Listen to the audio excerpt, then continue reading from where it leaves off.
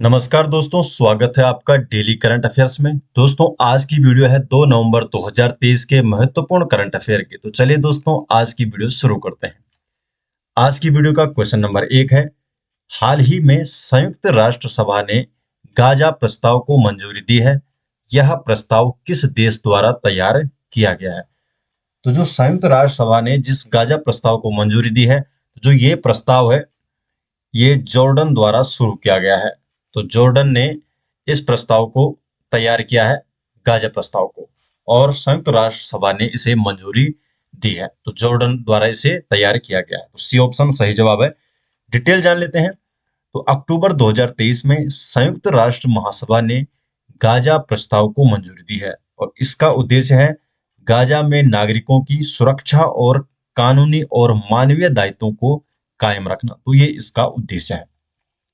Question number 2 है, विश्व का पहला AI artificial intelligence safety summit किस देश में आयोजित किया जा रहा है? जो विश्व का पहला AI artificial intelligence safety summit है, ये ब्रिटेन ब्रिटेन में आयोजित किया जा रहा है। तो ए ऑप्शन इसका सही जवाब है। ब्रिटेन में आयोजित किया जा रहा है विश्व का पहला एआई सेफ्टी समिट।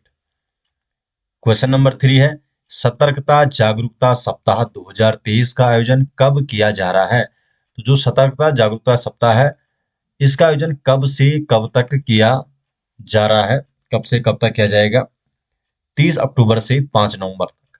तो 30 अक्टूबर से 5 नवंबर तक देश में सतर्कता जागरूकता सप्ताह का आयोजन किया जा रहा है।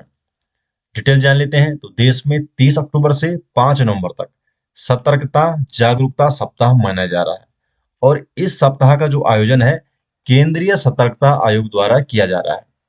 इसकी थीम रखी गई है। तो 2023 की जो थीम है, भ्रष्टाचार का विरोध करें, राष्ट्र के प्रति समर्पित रहें। तो ये इसकी थीम रखी गई है। उद्देश्य है सार्वजनिक जीवन में सत्यनिष्ठता और नैतिकता के महत्व के बारे में जागरूकता बढ़ाना। जो केंद्रीय सतर्कता आयोग है, ये भारत सरकार के विभिन्न विभागों के अधिकारियों कर्मचारियों से संबंधित भ्रष्टाचार नियंत्रण की सर्वोच्च संस्था है और इसकी स्थापना हुई थी 1964 में। तो 1964 में केंद्रीय सतर्कता आयोग की स्थापना हुई थी। क्वेश्चन नंबर 4 है, मुंबई के वानखेड़े स्टेडियम में निम्न में से किसकी प्रतिमा का अनावरण किया गया? तो जो मुंबई का जो वानखेड़े स्टेडियम है, तो वानखेड़े स्टेडियम में किसकी प्रतिमा का अनावरण किया है? सचिन तेंदुलकर की। तो सचिन तेंदुलकर की प्रतिमा का अनावरण किया गया है मुंबई के वानखेड़े स्टेडियम में। मुंबई के वानखेड़े स्टेडियम में क्रिकेटर सचिन तेंदुलकर की प्रतिमा का अनावरण किया गया है। सचिन तेंदुलकर है, इनको 1994 में अर्जुन पुरस्कार से सम्मानित किया गया था, 97 में खेल रत्न से, 1998 में पद्मश्री से, 2008 में पद्म विभूषण से, और ये एकमात्र ऐसे खिलाड़ी हैं जिन्हें 2013 में भारत रत्न से सम्मानित किया गया था और मुंबई के वानखेड़े स्टेडियम में इनकी प्रतिमा का अनावरण किया गया है। क्वेश्चन नंबर 5 है, कैलिस कोका नामक कोकीन के लिए एक नया टीका किस देश ने विकसित किया है? तो जो कैलिस कोका जो ये कोकीन है, इसके लिए ब्राजील के द्वारा, तो ब्राजील के वैज्ञानिकों ने एक टीका विकसित किया है। तो कोकीन के उपचार के लिए ब्राजील के वैज्ञानिकों ने कैलिक्स कोका, तो कैलिक्स कोका नामक कोकीन के लिए टीका विकसित किया है और जो ये टीका है, ये शरीर में प्रतिरक्षा प्रतिक्रिया उत्पन्न करके कोकीन के प्रभाव को कम करता है। जो कोकीन है, ये एक नशे की लत लगाने वाली एक उत्तेजक ड्रग है जो कोका पौधे की पत्तियों से बनाई जाती है। क्वेश्चन नंबर 6 है, अमृत वाटिका और अमृत महोत्सव स्मारक का शिलान्यास किसके द्वारा किया गया है? जो अमृत वाटिका है और अमृत महोत्सव स्मारक है, तो इसका शिलान्यास नरेंद्र मोदी जी द्वारा किया गया है। तो भारत के प्रधानमंत्री नरेंद्र मोदी जी द्वारा अमृत वाटिका और अमृत महोत्सव स्मारक का शिलान्यास किया गया है। डिटेल जान लेते हैं। तो हाल ही में प्रधानमंत्री नरेंद्र मोदी ने नई दिल्ली में मेरी माटी मेरा देश अभियान के समापन समारोह में शामिल हुए और इसी दौरान इन्होंने अमृत वाटिका और अमृत महोत्सव स्मारक का शिलान्यास किया है। जो अमृत वाटिका और अमृत महोत्सव स्मारक है, इसमें देश के हर हिस्से से एकत्रित की गई मिट्टी से ये बनाया गया है। तो देश के हर हिस्से से मिट्टी एकत्रित की गई है और उसी से अमृत वाटिका और अमृत महोत्सव स्मारक बनाया गया है। जो मेरी माटी मेरा देश अभियान है, ये उन वीरों और वीरांगनाओं को श्रद्धांजलि है जिन्होंने देश के लिए सर्वोच्च बलिदान दिया है। और जो ये अभियान है ये 9 अगस्त से 31 अक्टूबर, तो 9 अगस्त से 31 अक्टूबर तक ये आयोजित किया गया था। क्वेश्चन नंबर 7 है, हाल ही में हाइड्रोजन उत्पादन करने वाली बैक्टीरिया की खोज कौन से राज्य में की गई है? तो हाइड्रोजन उत्पादन करने वाले बैक्टीरिया की खोज किस राज्य में की गई है? महाराष्ट्र में। डी ऑप्शन सही जवाब है।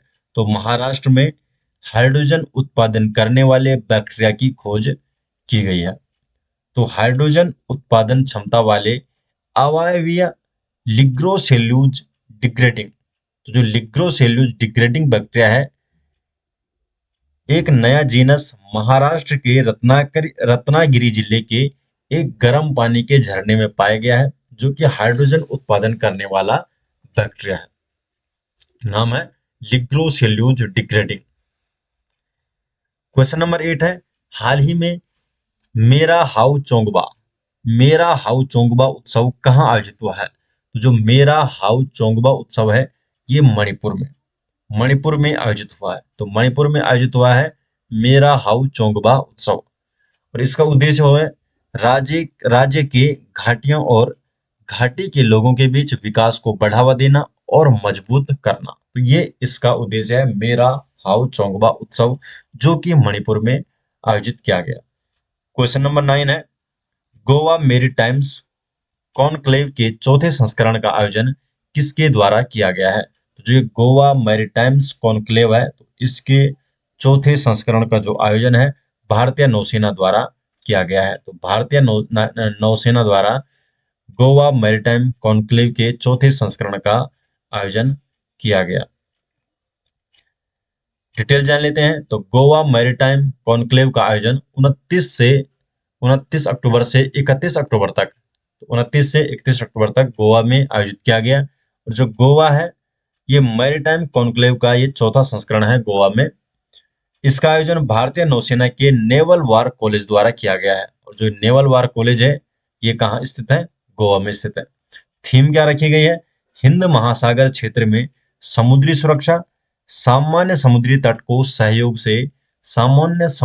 के सहयोग से वास्तविक समन ढांचे में परिवर्तित करना, ये इसकी थीम रखी गई है।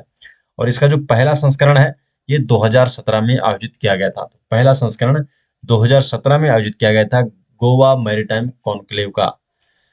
तो दोस्तों ये हो गए आज 2 नवंबर 2023 के महत्वपूर्ण करंट अफेयर। ये सभी नोट्स आपको मिल जाएंगे हमारी वेबसाइट में, जिसका लिंक आपको डिस्क्रिप्शन में देखने को मिल जाएगा। तो आप डिस्क्रिप्शन में चेकआउट कर सकते हैं, वहां से ये सभी नोट्स आपको देखने को मिल जाएंगे, वहां से आप इन नोट्स को रीड कर सकते हैं।